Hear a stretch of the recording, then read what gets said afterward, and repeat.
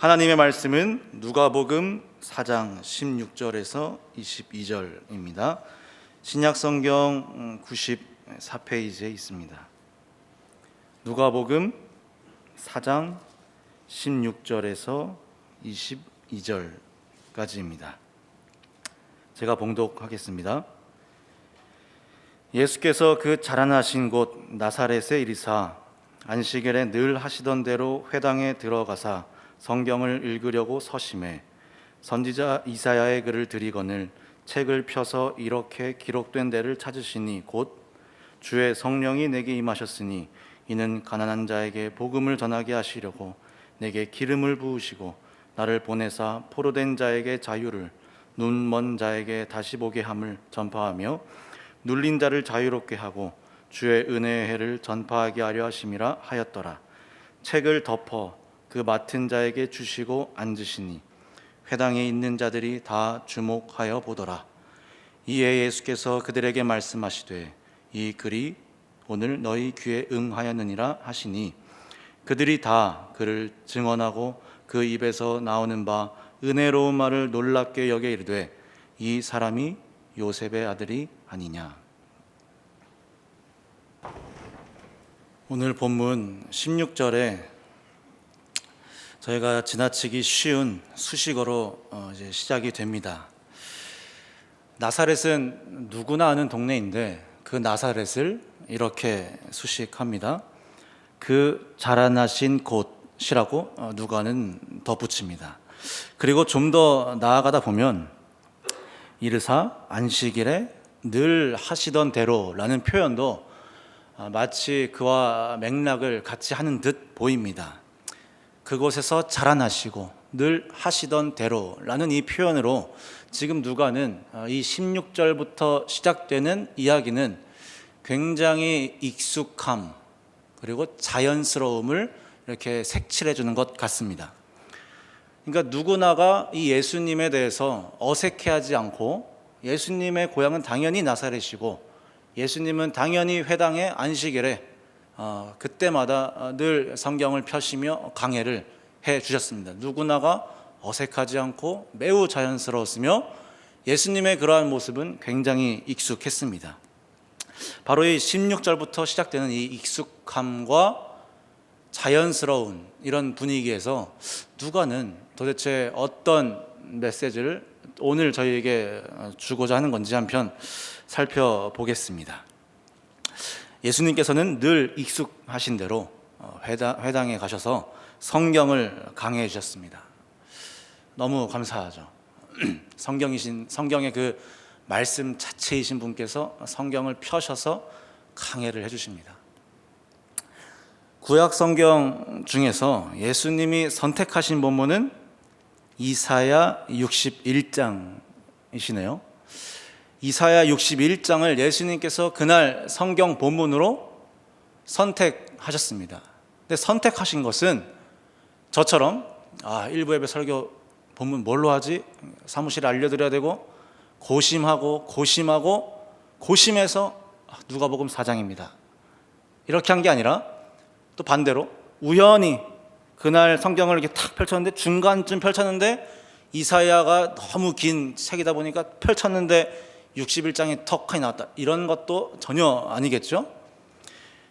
61장을 예수님께서 강해하셨다는 것은 누가복음이 시작되는 1장 1절부터 누가가 확 열어서 보여주는 하나님의 그 광대하심과 하나님의 섭리와 그 크신 그 계획 안에서 예수님은 지금 이사야 61장을 펴셨다는 것입니다. 보다 더 확실한 근거는 바로 이전 장으로 한번 가보시겠습니다. 3장으로 가시면 3장은 세례 요한의 사역으로 이제 쭉 되어 있습니다. 3장 4절로 한번 가보시겠습니까? 3장 4절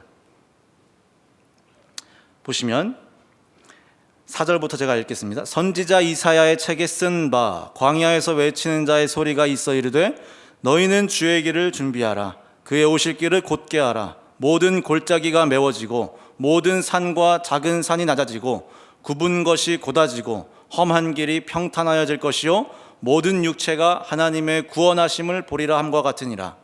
요한이 세례받으러 나오는 무리에게 이르되 독사의 자식들아 누가 너희에게 일러 장차 올 진노를 피하라 하더냐. 지금 4절에 보시면 성경책에 기억 이렇게 되어 있으시고 아래 보시면 뭐라고 써 있죠? 43 이렇게 써 있습니다. 이하라고 되어 있을 겁니다. 맞습니다.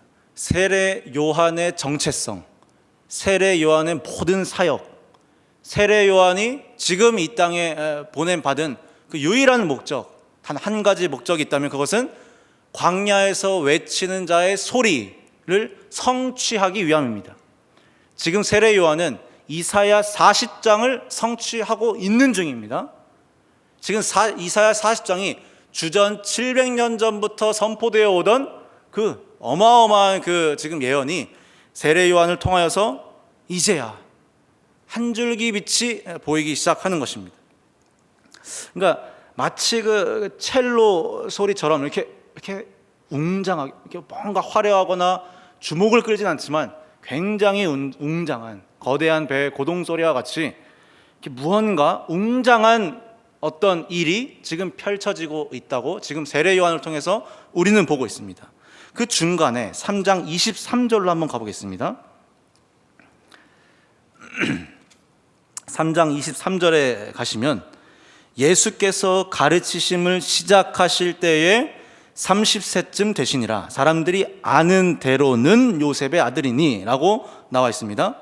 예수님의 육적인 나이가 30세로 기록되어 있고 요셉의 아들이라는 것은 그 앞에 지금 수식어가 뭐죠? 사람들이 아는 대로는 그렇다는 겁니다. 저희들이 볼 때에는 30세고 저희들이 볼 때에는 요셉의 아들입니다. 그러나 예수님께서 가르치심을 시작하셨다는 것, 이것은 그저 한 기인의, 한 어떤 천재의, 어떤 한 유별난 사람의 생애가 아니라는 점을 누가는 족보를 통해서 쭉 펼쳐 보입니다. 쭉 가시면 38절에 이르면 이 가르침을 시작하신 30세의 마치 청년 예수 그리스도는 사실 요셉의 아들을 넘어서 사실상 하나님의 아들이라는 것을 38절을 통해서 저에게 보여주고 있습니다. 이 독생자 예수 그리스도께서 4장으로 넘어가시면 이 독생자께서 사탄에게 시험을 받으십니다. 사탄에게 시험 받으시고 모든 도시와 지방과 성읍들을 두루 다니시며 성령의 능력으로 기적을 베푸시고 모든 곳에서 사탄이 다스리는 영의 세계에서도 예수님 그리스도는 메시아시며 그리스도다라는 것을 보여주시고 여러 모든 도시와 모든 지방에 성령의 능력을 보이시며 나는 그냥 요셉의 아들이 아니라 하나님의 아들이며 메시아며 그리스도라 라는 사실을 지금 보여주고 있습니다. 그리고선 오늘 읽은 16절이 나오는 것입니다.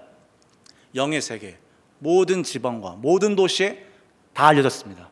예수 그리스도 정말 신이시며 성자 하나님이시구나 이런 걸 알려졌습니다.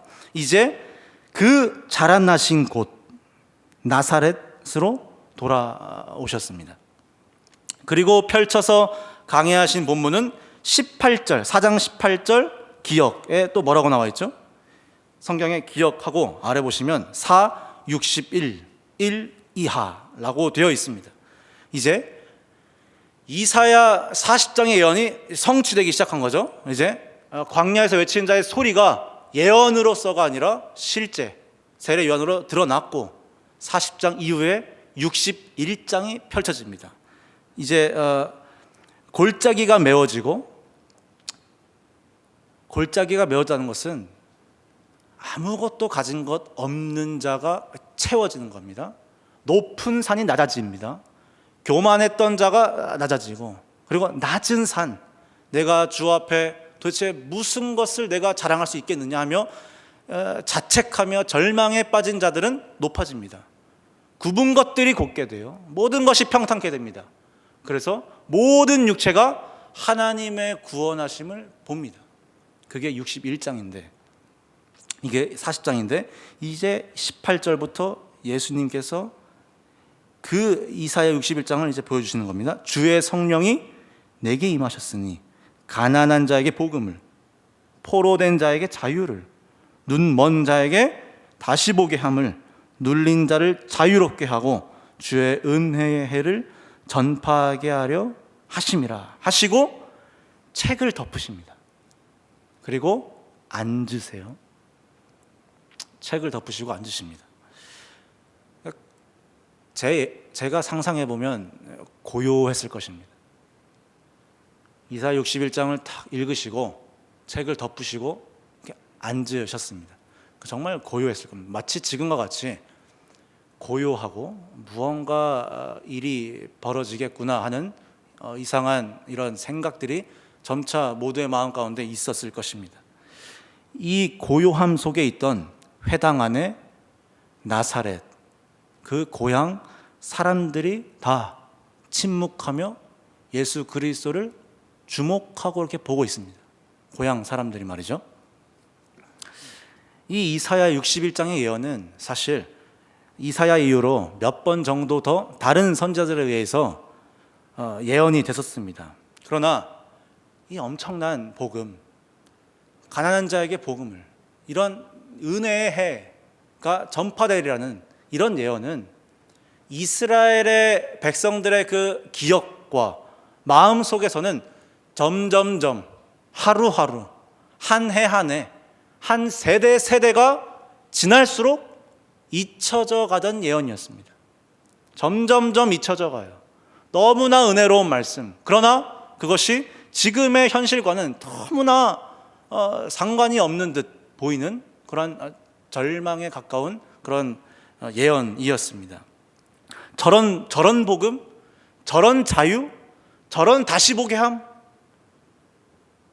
저런 은혜, 그런 것은 마치 겨우 다니엘 때나 꿈꿔올 수 있어. 아니 다윗 때나, 아니 모세 때나, 아니 아브라함의 때나 있었을 법한 그러한 은혜이며 그러한 복음이지, 내가 지금 로마의 압제 아래에 있어서 이거는 정말 수백 년 동안 너무 하나님께서 아무 말씀도 안 하시고 마치 어둠 가운데 있었던 그 이스라엘 백성들의 마음이 되게 멀리 떨어져 있었습니다.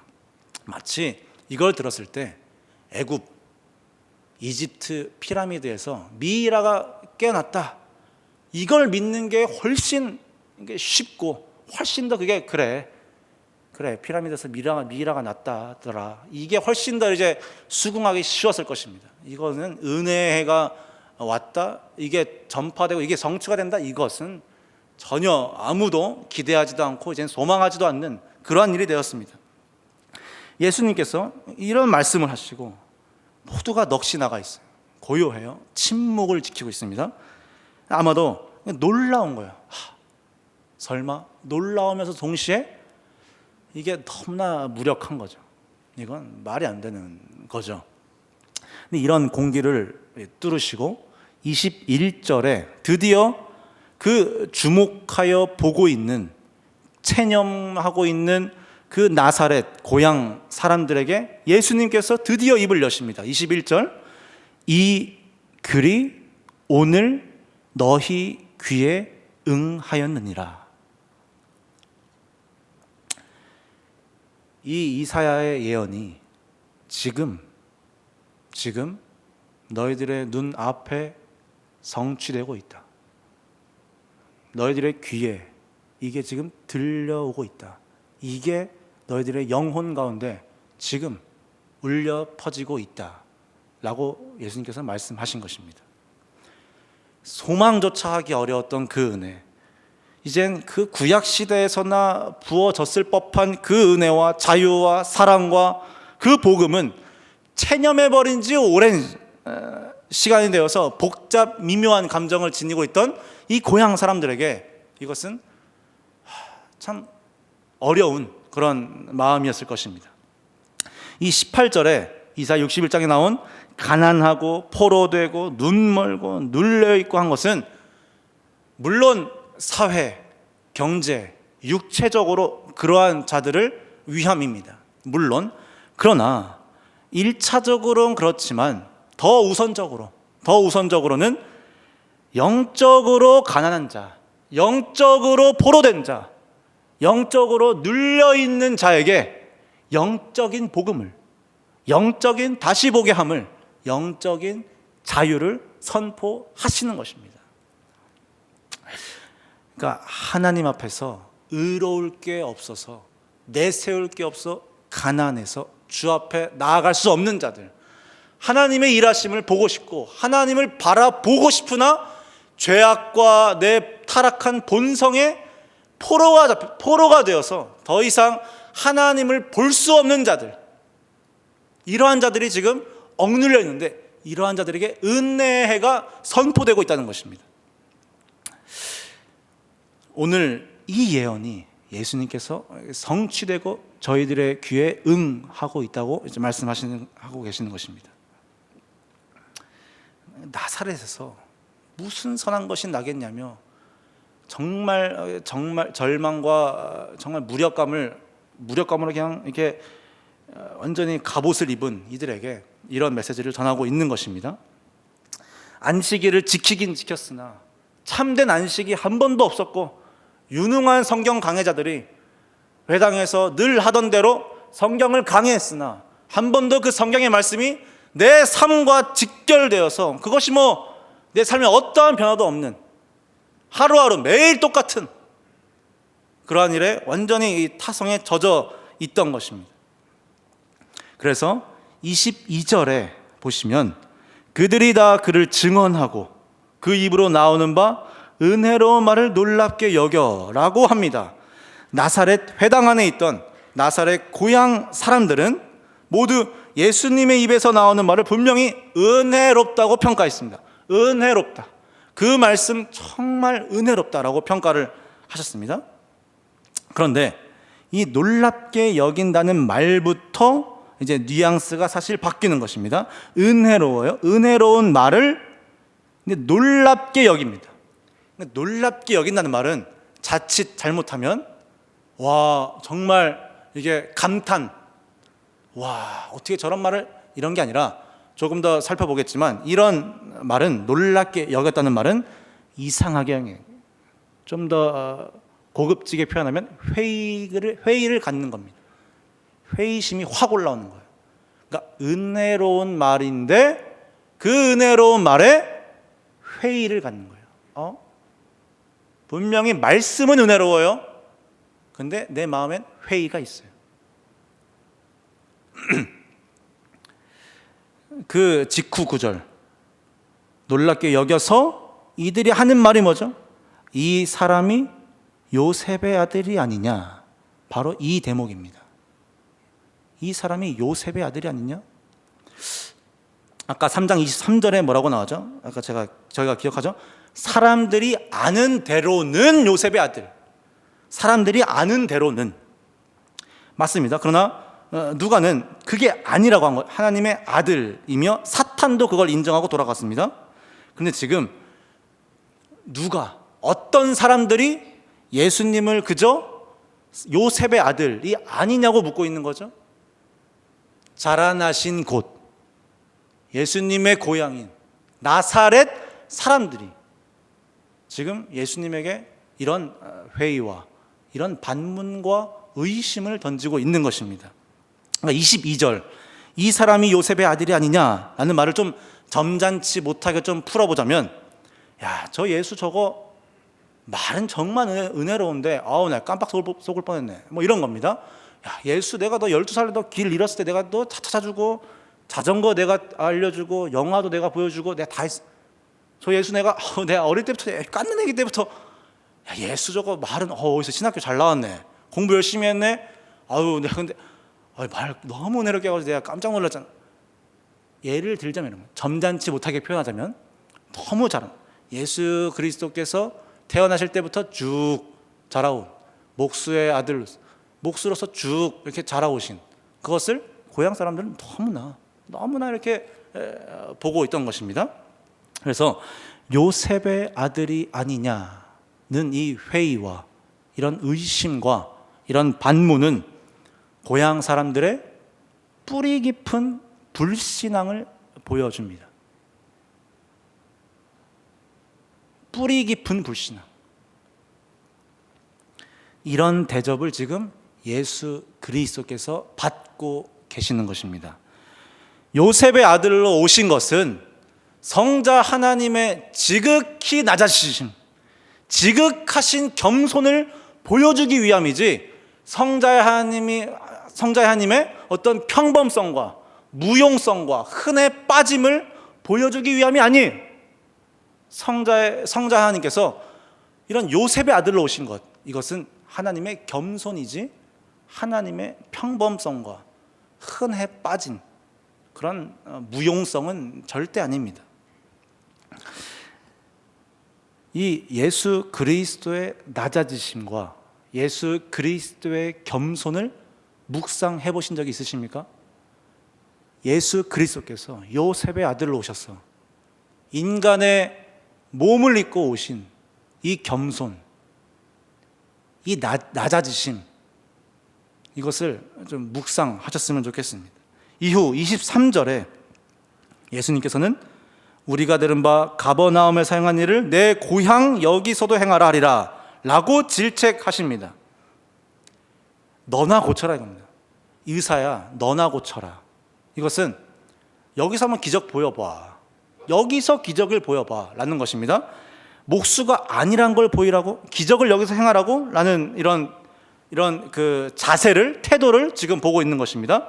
예수님께서는 이런 질책을 하실 수밖에 없었습니다. 왜냐하면 잘 들어주십시오. 왜냐하면 예수님께서 그 자라나신 곳 나사렛의 이 고향, 이 사람들은 예수님께서 지극히 겸손하게 한 인간으로 사셨던 모습에 너무나도 익숙해진 것입니다. 너무나도 자연스럽고 그 모습이 목수로서 사셨던 겸손하게 인간의 몸을 입고 오셨던 그 모습이 너무 익숙하고 너무 그게 친밀하고 그게 너무 자연스러웠던 것입니다. 바로 이 익숙함, 이 친밀함, 이러한 관계가 고향 사람들로 하여금 예수님의 참된 신분, 예수님이 진짜 누구신지, 예수님이 참으로 누구신지 아는 데에는 장애물이 됐던 거예요. 고향 사람들이 예수 그리스도에게 갖고 있던 그 익숙함, 그 친밀함, 그 관계가 도리어 예수 그리스도께서 성자이시며 하나님이시며 메시아이시며 이 예수 그리스도가 진짜 이 땅에 오신 이유, 예수 그리스도가 진짜 누구신지 아는 데에는 장애물이요, 벽이 됐던 것입니다. 조금 더 쉽게 설명하자면 예수님과의 외적이고 형식적이며 익숙한 차원의 친밀함은 예수님을 참으로 진실되게 아는 데에는 아무런 도움이 안 된다는 것입니다. 정말 아무런 도움이 안 된다는 것입니다. 고향 사람들은 예수님과 태어날 때부터 모태 친구요, 요셉의 아들로 정말 친밀했을 것입니다. 그런 차원의 익숙함과 친밀함이 참된 신앙에 너무나 큰 걸림돌이 됐었을 것입니다. 안타깝게도 이런 현상은 지금도 너무나 찾아볼 수 있습니다. 형식적인 예배 참석과 형식적인 말씀 선포와 정말 의례적인, 그냥 의식적인 그냥 신앙 고백들, 종교 활동들, 껍데기뿐인 저들의 기도 생활과 그 모든 것들이 다 이런 것이 반증해주고 증언해주고 있는 것입니다. 예수님과 친밀해지는 것, 예수님과 정말 익숙해지는 것, 하나님과 정말 가까워지는 것, 이것은 정말 신자들의 축복이고 특권입니다. 정말 큰 축복이죠. 어떻게 감히 이런 말을 함부로 합니까? 하나님과 나는 친밀하다. 이것은 신자들의 어떤 특권입니다. 누구도 이런 말은 생각도 못합니다. 당연히 친해지셔야 되고, 당연히 예수님과 친해져야 돼요. 익숙해지셔야죠. 당연히 교회에 익숙해지시고, 당연히 친밀해져야 되고, 당연히 가까워져야죠. 그러나 저희가 오늘 이 말씀을 통해서 분명히 마음에 새겨야 할 대목은 나사렛 고향 사람들이 예수님과 맺었던 것 같은 식의 익숙함과 그런 식의 친밀함은 저희들의 신앙에 사실상 독이 됩니다. 사실상 그런 친밀함. 갓난아기가 모유를 먹을 때 그게 엄마인지 모르고 먹지 않습니까? 제가 제 어머니의 모유 수유를 받았다는 건 제 기억력으로 아는 게 아니지 않습니까? 일종의 믿음으로 압니다. 주변의 증언과 일종의 어머니의 그 은혜를 통해서 나중에야 고백하는 거죠. 그렇게 믿는 겁니다. 그 아기는 커서 자라서 어디까지 자라야 되냐면 내가 모유 수유를 먹은 건 그게 어머니였구나. 그 모유를 베풀어 주신 건 어머니였구나 라는 것을 알아야죠. 형식적이고 이런 뻔한 이런 종교 생활과 신앙 생활을 주께서 공급하신다는 사실을 저희가 알아가야죠. 이게 뻔하고 매주 똑같고 매일 똑같고 뭐 별다를 것 없는 크게 뭐 변화도 없고 이런 것들이 마치 모유인데 이것들이 저희를 먹이고 살리고 하루하루 버티게 하는데 이것들 뒤에서 이걸 베푸시는 하나님이라는 것을 우리는 고백하고 그것을 알아가야죠. 그것을 주께 감사하며 기도드리는 것이죠. 이 뒤에 살아계신 하나님이 이것을 공급하고 계시는구나. 이것을 우리가 고백하는 것입니다. 근데 이걸 전혀 모르던 나사렛 사람들에게, 고향 사람들에게 예수님은 24절에 탄식을 하십니다. 내가 진실로 너희에게 이르노니 선지자가 고향에서는 환영을 받는 자가 없다. 이 탄식을 기억해 주십시오. 이 탄식은 예수님께서 자신과 가장 가까웠노라고, 자신과 가장 익숙했노라고, 자신과 가장 친했었다고 여기셨던 그 자라난 곳, 그 나사렛 사람들에게서 가장 큰 불신앙을 보시고 터져 나오신 탄식입니다. 적어도 30년 동안 어떤 이 크로노스의 시간, 인간의 시간으로 30년을 나랑 같이 정말 가깝게 숱하게 나와 함께 드렸던 그 제사들, 그 안식일들, 그 성경 강의 시간들, 나와 함께 거닐면서 기적을 보고 이런 모든 시간들이 오히려 탄식이 나오는 거예요. 고향에서는 환영을 받을 수가 없구나. 고향에서는. 그러나 이 탄식은 그저 나사렛 고향 사람들을 향한 탄식뿐은 아니었습니다. 사실 이 탄식은 이스라엘 백성 전체를 향한 탄식, 하나님의 구원이, 그 완전한 복음이, 참된 자유가 눈앞에 펼쳐지고 있음에도 불구하고 끝끝내 반역하며 거부하고 있는 이스라엘 백성들의 크나큰 뿌리가 깊어도 너무나 깊은 불신앙을 향한 탄식입니다.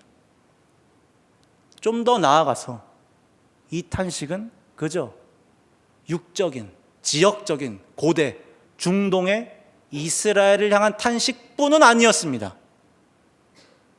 더 살펴보자면 영적인 이스라엘인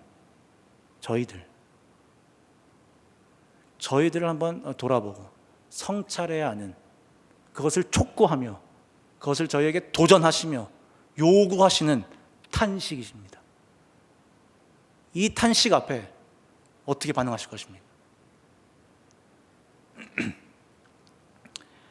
선지자가 고향에서는 환영을 받는 자가 없다. 이 말씀은 스마트폰 배경 화면으로 설정해 두시거나 책상에 붙여두어야 할 구절입니다. 이제 이 이야기의 말미로 다가갑니다. 근데 이 말미에 이 이후에 예수님의 이 이야기를 이렇게 쭉 이게 듣고 있으면 정말 너무나도 죄송합니다만 너무 서글픕니다. 예수님에게 툭툭 내뱉으시는 말씀들이 너무 슬픕니다. 정말 나사렛 이 고향 사람들은 너무합니다. 왜냐하면 예수님이 이런 생각까지 하게 해요. 어떤 생각이냐면 25절부터 27절 한번 보겠습니다. 25절부터 27절까지 엘리야 시대 때 흉년과 엘리사 시대 때 나병을 갑자기 툭툭 던지십니다. 우리 성도님들 중에 구약 성경을 조금 읽어보신 분들은 딱 아실 것입니다. 딱 아실 것입니다. 엘리야, 엘리사 이게 나왔다는 건 어떤 느낌이 오시죠? 엘리야, 엘리사 시대는 이스라엘 역사, 전체 역사 중에서 영적으로 가장 패역하며 영적으로 가장 타락한, 영적으로 가장 하나님을 반대하던 그런 시기 가운데 활동하던 선지자들입니다. 그렇죠? 가장 타락한 시대였습니다. 그때 이야기를 예수님이 꺼내시는 거예요. 엘리야 때 예수님 말씀처럼 3년 6개월 동안 극심한 가뭄이 이스라엘 덮치죠. 흉년이 듭니다. 그때 이스라엘은 마치 고향인 이스라엘은 말라 죽어갑니다. 그러나 시돈 땅 사렙다의 과부만 구원을 받습니다. 시돈 땅은 누구의 고향이죠? 이세벨. 듣기만 해도 소름 끼치는 이세벨, 그 마녀, 그 여왕, 그 악의 끝판왕, 그 보스, 이세벨의 고향이 시돈입니다. 그런데 시돈 땅의 그 과부, 이방 땅의 과부를 구원하십니다. 엘리사 때에는 나병 바이러스가 창궐해 버립니다. 그때 이스라엘은 다 나병으로 다 죽습니다. 고향은 다 나병으로 죽어갑니다. 그러나 아람 장군 나아만은 깨끗함을 받는데요. 아람이 뭐죠? 어디죠? 이스라엘과 가장 큰 라이벌, 이방 나라죠. 가장 큰 라이벌, 당시에 그 이방 땅의 라이벌 나라의 장군인 나아만은 깨끗함을 받습니다. 그러니까 이스라엘은 기근과 질병으로 죽어나갑니다. 물론 예수님께서 지금 말씀하시는 것은 영적인 기근, 영적인 질병입니다. 하나님을 찾고자 하는 마음이 완전히 메말라버린, 참된 제사를 드리고 싶어하는 그 마음이 완전히 사라진, 기근이 걸린 극심한 흉년이 든 것입니다. 하나님을 찾을래야 찾을 수 없는 질병에 걸린 것입니다. 원래대로 사람들이 아는 대로는 이었다면 하나님의 구원에서 완전히 제외되었어야 했던 그 이방이 구원을 받는 것입니다. 하나님의 하자도 모르던 그런 이방 족속들이 구원을 받는다는 것입니다. 지금 25절부터 27절을 말씀하시면서 예수님은 지금 이렇게 생각하시는 것입니다. 바로 그 800년 전, 900년 전에 엘리야와 엘리사 시대 때 보였던 이스라엘의 영적인 기근과 영적인 그 맹인됨과 영적인 포로가 지금 예수님께서는 바로 다른 도시도 아니고 다른 이방 지방도 아니고 이방 성읍도 아니고 이방 사람들도 아니고 사탄도 아니고 어디에서 이걸 발견하고 있다고요? 그 자라나신 곳 나사렛에서 말도 안 되는 불신앙을 다시 한번 확인하고 계시는 것입니다. 이 질책을 들은 고향 사람들은 회개를 좀 해야죠. 죄송합니다. 근데 그렇게 안 끝나요. 죽이려고 예수님을 저 낭떠러지까지 끌고 가서 죽이려고 합니다. 고향 나사렛에서 은혜의 해를 전파하신 예수님을 깊이 묵상하십시오. 은혜 아니면 어떻게 사실 것입니까? 은혜 아니면 어떻게 하실 것입니까?